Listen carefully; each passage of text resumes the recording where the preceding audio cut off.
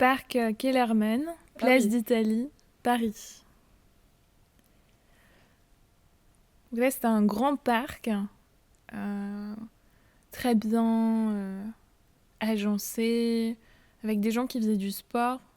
Et un premier bassin avec une belle vue sur un autre bassin énorme. Et en fait, on imaginait en dessous, enfin, est-ce qu'on s'est rendu compte qu'il y avait une cascade ou pas? Je sais même plus, on entendait l'eau, mais on voyait pas tant la cascade, il me semble. Ah Non, non, non, parce que j'ai vu un monsieur qui faisait un selfie. Et je trouvais ça très curieux qu'il fasse un selfie à cet endroit-là. c'est vrai. Et je me rappelle qu'on s'est approché en fait. Là, à ce moment-là, on s'est approché. Je me suis approchée un peu proche, etc. Et toi, tu m'as dit, mais t'as pas vu sur le côté? Et j'ai fait, bah non. Et puis en fait, j'ai tourné la tête et là, vraiment, à peut-être 1 mètre, 2 mètres de moi, il y avait un héron.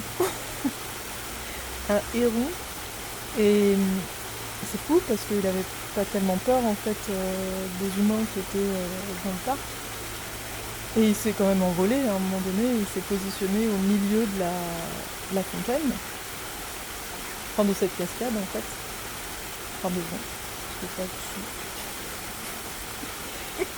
Et cette fontaine cascade, elle était vraiment étrange parce que bah, il y avait les coulures, on va dire, enfin l'eau, qui avait créé des nuances en fait sur la pierre, un peu ocre, ça faisait un peu comme une aquarelle un peu, mais de tonalité ocre et grise.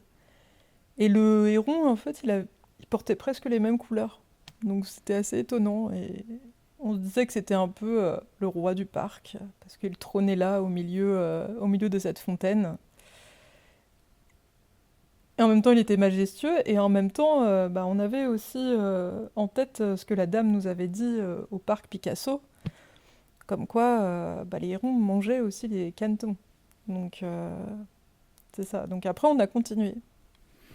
Et quand on s'est rapproché du grand bassin central, bah d'un coup, ce héron, il est arrivé et s'est posé. Et en fait, moi, je l'avais déjà beaucoup photographié et filmé avant.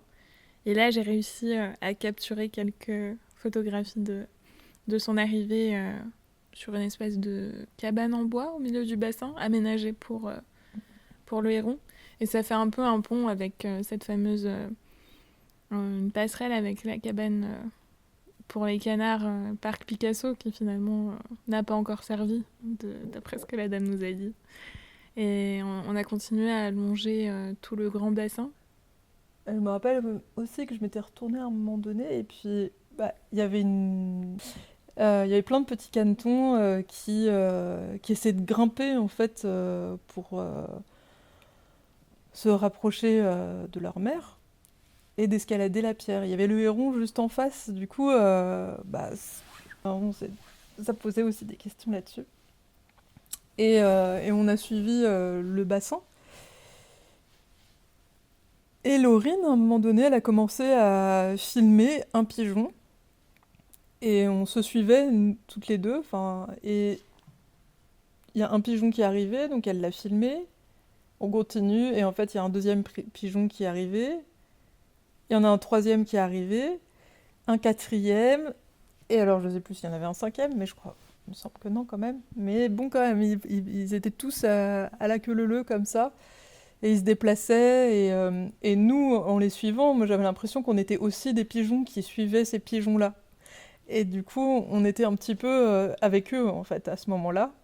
Et après, je crois qu'ils se sont envolés, quoi.